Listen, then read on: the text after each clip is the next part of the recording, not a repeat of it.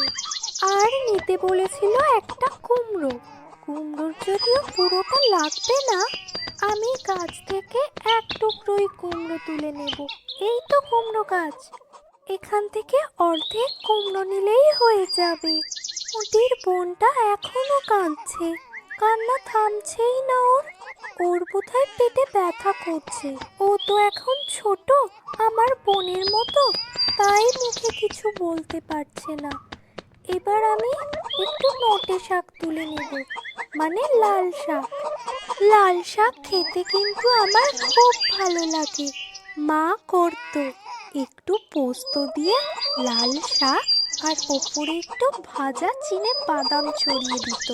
আমার খুব ভালো লাগতো। ও বাবা, আমার তো মনে হলো এক্ষুনি বোধহয় সাপটা আমাকে ছোবল মারবে। আমি খুব বাঁচা বেঁচে গেছি। এবার একটু পালং